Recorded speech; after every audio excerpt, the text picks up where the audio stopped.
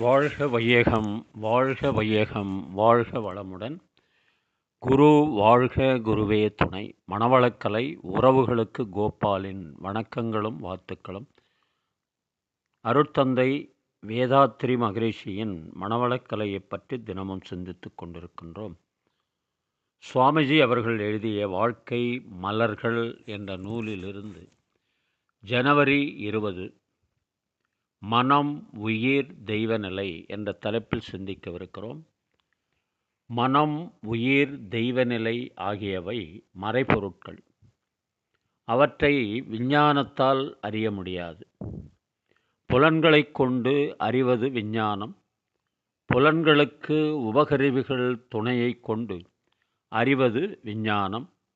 அறிவைக் கொண்டு ஆராய்வது மெய்ஞானம். உடலை பற்றி நிறைய அறிந்து வைத்திருக்கின்றோம். மனதை பற்றியும் அறிய வேண்டும். இந்த ஆராய்ச்சி உயிரை பற்றி அறிவதில் கொண்டு போய் விடும். உயிரை பற்றிய ஆராய்ச்சியின் முடிவு தன்னிலை விளக்கத்தின் முடியும். இந்த இடமே எல்லா ஆராய்ச்சிகளின் முடிவு. அருள்துறைக்கு உயிர் என்ற சொல்லை மையமாக வைத்து ஆன்மீகம், ஆங்கிலத்தில் கூட ஸ்பிரிச்சுவலிசம் என பெயர் வைத்திருக்கிறார்கள். தன்னை அறியாதவரை மனதிற்கு அமைதி இல்லை. ஏனெனில் இந்த பிறவி எடுத்ததின் நோக்கமே தன்னை அறிவதற்காக எடுக்கப்பெற்றதே. தன்னை அறிய தத்துவ விளக்கங்கள் உதவியாகத்தான் இருக்கும். ஆனால் தன் மூலத்தை தானே எட்டி உள்ளுணர்வாக, அகக்காட்சியாக அறிய யோகமே துணை செய்யும். அந்த யோகத்தை இக்காலத்திற்கு ஏற்ப எளிமைப்படுத்த பெற்றதே எளிய முறை குண்டலினி யோகம் என்னும் மனவளக்கலை.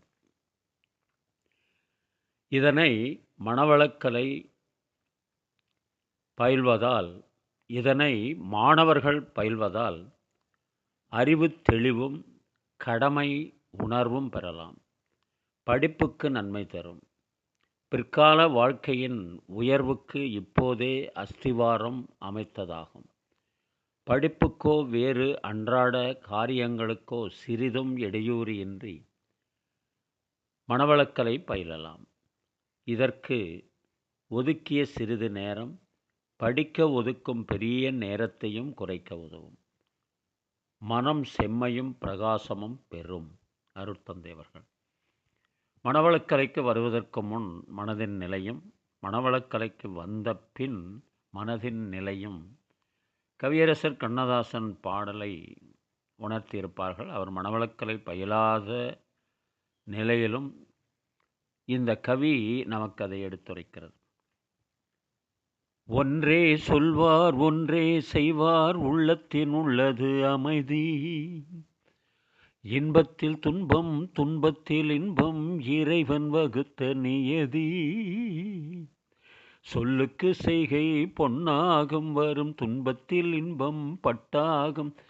இந்த இரண்டு கட்டளை அறிந்த மனதில் எல்லா நன்மையும் உண்டாகும், எல்லா நன்மையும் உண்டாகும். உண்மையை சொல்லி நன்மையை செய்தால் உலகம் உன்னிடம் மயங்கும். நிலை உயரும் போது பணிவு கொண்டால் உயிர்கள் உன்னை வணங்கும்.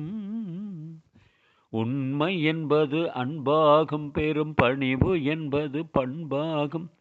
இந்த நான்கு கட்டளை அறிந்த மனதில் எல்லா நன்மையும் உண்டாகும், எல்லா நன்மையும் உண்டாகும். ஆசை, களவு, கோபம் கொண்டவன் பேசத் தெரிந்த மிருகம். அன்பு, நன்றி, கருணை கொண்டவன் மனித வடிவில் தெய்வம். மிருகம் என்பது கள்ள மனம், உயர் தெய்வம் என்பது பிள்ளை மனம். இந்த ஆறு கட்டளை அறிந்த மனது ஆண்டவன் வாழும் வெள்ளை மனம், ஆண்டவன் வாழும் வெள்ளை மனம். ஆறு மனமே ஆறு, அந்த ஆண்டவன் கட்டளை ஆறு. தேர்ந்து மனிதன் வாழும் வகைக்கு தெய்வத்தின் கட்டளையாறு, தெய்வத்தின் கட்டளையாறு. ஆறு மனமே ஆறு, அந்த ஆண்டவன் கட்டளையாறு. வாழ்க வளமுடன். நீங்களும் உங்கள் அன்பு குடும்பமும் வாழ்க வளமுடன்.